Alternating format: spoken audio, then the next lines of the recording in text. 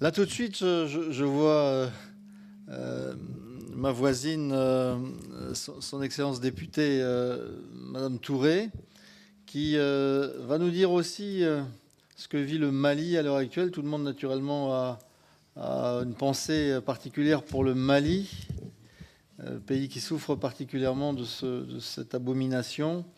Madame la députée, je vous passe volontiers la parole. Merci, Monsieur le Président. Avant de commencer, permettez-moi de vous remercier, vous, Monsieur le Président, du groupe interparlementaire d'amitié France-Afrique de l'Ouest, ainsi que votre dynamique vice-présidente, Madame Nathalie Goulet, de nous avoir donné l'opportunité de prendre part à ce colloque et d'aborder ce thème combien important et brûlant pour les pays de l'Afrique de l'Ouest et même du monde. Pour ce qui concerne le cas de mon pays, le Mali, il est utile de rappeler, comme l'a dit le premier intervenant, que le phénomène de la rébellion, du terrorisme, on peut le situer bien avant les années 2000. En effet, les rébellions du nord du Mali ont constitué un matelas favorable au phénomène qui s'y est insidieusement implanté et renforcé avec la situation de la Libye après la chute du régime de Kadhafi. En effet, les mercenaires rentraient avec leur arsenal, comme l'a souligné tout à l'heure avec son analyse le premier intervenant, avec des armements de dernière technologie, et étaient nettement en position de force face à une armée mal équipée et mal formée, et de ce fait incapable de répondre à souhait aux différentes agressions. Cette situation s'est donc soldée, comme on le sait tous, par une mutinerie et à la clé un coup d'État en mars 2012. Le Mali a vécu avec ce coup d'État une dégradation notable de son tissu politico-institutionnel et une menace sérieuse de son intégrité territoriale, avec l'occupation de près des 2/3 de son territoire par des groupes terroristes. La suite est connue. Serval, en janvier 2013, a stoppé leur progression vers le sud et a permis de récupérer les zones occupées. La MINUSMA a pris le relais ensuite, avec les FAMA, bien sûr, les forces armées et de sécurité maliennes, pour la consolidation de l'intégrité territoriale du Mali. Il est évident que l'instauration du dialogue politique, en vue de trouver une issue à la crise récurrente des rébellions au nord du Mali, ne plaît pas à ces organisations terroristes. Nous avons été amenés à faire des négociations au niveau de l'Algérie. Comme peut-être tout le monde est au courant ici, le processus d'Alger qui a abouti à la signature d'un accord entre les groupes armés au nord et le gouvernement du Mali. Mais ça ne fait pas l'affaire de ces groupes terroristes qui se trouvent au nord du Mali. Et c'est pourquoi maintenant, elles se sont rabattues, ces organisations terroristes, sur le centre du Mali. Nous assistons beaucoup plus à des attaques récurrentes au niveau du centre Mali, la région de Mopti précisément, parce que le nord est plus ou moins sécurisé avec la MINUSMA qui est présente et les forces armées et de sécurité du Mali. Maintenant, comme je l'ai dit, mon voisin de la Côte d'Ivoire vient de le dire, c'est bien de dire que grâce à l'expérience du Mali, ça réchauffe le cœur. Sinon, la plupart du temps, ce que nous attendons, c'est dire que c'est le Mali qui est la cause, le maillon faible dans la zone. Mais en réalité, avec l'exposé clair que monsieur le journaliste vient de faire, je pense que tout le monde a été édifié parce qu'il a retracé de façon historique l'avènement de ces groupes terroristes dans la zone de l'Afrique de l'Ouest et particulièrement dans le nord du Mali.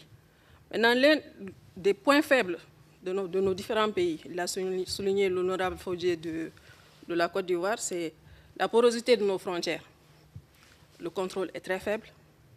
On n'a pas d'éléments critiques d'évaluation pour savoir, comme il l'a dit, quelles sont les personnes à risque, d'où est-ce que ça peut partir, qui on doit suivre, qui on ne peut pas suivre.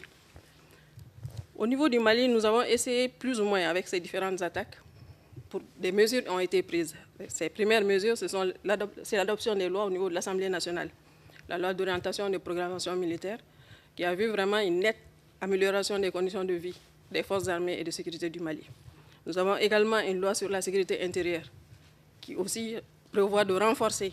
Ces lois ont commencé à être appliquées à travers leurs textes d'application qui ont déjà été adoptés. Pour ce qui concerne l'aspect purement social, Nous avons une convention avec le Maroc qui est maintenant s'est proposé de nous former des imams modérés. Donc avec la formation de ces imams, nous allons avoir un moyen de canaliser, si on veut, les prêches au niveau des différentes mosquées. Parce que comme il l'a dit, si ça vient du Mali, je peux lui assurer qu'il y a certains moments, il y a certains imams ivoiriens, lors de leur prêche, ce n'est pas du tout commode à écouter. Donc, trouver des moyens de canaliser les prêches au niveau des mosquées, aussi une mesure. Il y a également, comme il a parlé de la résilience, au niveau communautaire, la seule réponse ne peut pas être la riposte militaire. Non, il faut associer d'autres mesures. Les mesures d'accompagnement, comme on l'a dit, il faut prendre en compte la communauté. Il faut associer la communauté pour que les informations, au niveau du point de vue information, que la population se sente en confiance et qu'elle soit en mesure de donner des informations par rapport aux personnes à risque qui viennent s'installer dans les différentes localités. Mais ce n'est pas facile, parce que autant nous cherchons des moyens de les attraper, de les coincer, autant eux, ils s'adaptent aux mesures qui sont prises par les autorités. Ce qui fait qu'à chaque fois que nous avons, par exemple, aujourd'hui, dans le centre du Mali, les camions qui se déplacent avec les forains, dans certaines parties du pays, nous avons un seul passage. C'est connu de tout le monde. Au-delà de ce passage, pour quitter un point A, rallier un point B, vous êtes obligé de passer par ce passage. Alors, qu'est-ce qu'ils font? Ils vont mettre les mines antipersonnelles, comme ils disent, EID. Ils les mettent au passage précis des véhicules des forains. Ce qui fait que la plupart du temps, leur objectif, c'est de faire le maximum de victimes. Le véhicule ne peut pas prendre un autre. Il n'y a pas un autre parcours, parce que le circuit connu, la piste connue, c'est le point-là. Pour quitter le point A, rallier le point B, il faut obligatoirement passer par ce point. Donc, il se débrouille pour mettre la mine. Et le véhicule qui vient, on assiste là. On ne fait pas 2 mois, 1 mois sans assister à un carnage, c'est-à-dire des pertes en vies humaines, des innocentes personnes qui sont décédées à cause de ces terroristes qui mettent des mines sur le passage. Donc, comme je l'ai dit, c'est une perpétuelle adaptation. Les autorités cherchent les moyens, tout comme eux aussi, ils cherchent les moyens de contourner les moyens des autorités. Donc maintenant, les questions qui ont été posées par mon collègue du Burkina, de la Côte d'Ivoire, je pense que c'est la même chose. Au niveau du Burkina, nous sommes dans le même bateau. Nous avons les mêmes difficultés. Comment arriver à contourner, comment arriver à canaliser, comment arriver à maîtriser ces terroristes-là, qui du jour au lendemain s'améliorent, se perfectionnent au fur et à mesure que nous, les moyens qu'on prend, les décisions qu'on prend, parce qu'ils ont un système d'information ultra perfectionné, qu'on ne se voile pas la face. Ils ont des armements très perfectionnés. Et ils ont des renseignants, des informateurs au sein même des systèmes, des fois, officiels. Parce qu'on ne peut pas comprendre que des décisions soient prises au niveau de certaines instances et que le lendemain, ils soient en mesure de contourner ces mesures qui ont été prises. C'est difficile. C'est pourquoi, comme l'a dit mon collègue de la Côte d'Ivoire, nous sommes là, en participant à ce colloque, notre objectif, c'est d'avoir des pistes de solutions. Parce qu'aujourd'hui, il est clair qu'aucun pays tout seul ne peut faire face à ce phénomène. Aucun. Il faut aller vers la mutualisation. Ce n'est pas monsieur le secrétaire permanent du G5 Sahel qui va me dire le contraire. Mutualisation des efforts, le partage d'expériences. Qu'est-ce qui se passe chez vous? Comment vous avez fait pour contrer ça? Comment nous pouvons dupliquer l'expérience ou nous inspirer de votre expérience pour avoir au moins de bons résultats? Et pourquoi pas l'échange de bons procédés? Ça a marché chez vous. On peut essayer de voir comment ça va marcher chez nous. Maintenant, aller plus loin, comme il l'a dit, la création de groupes.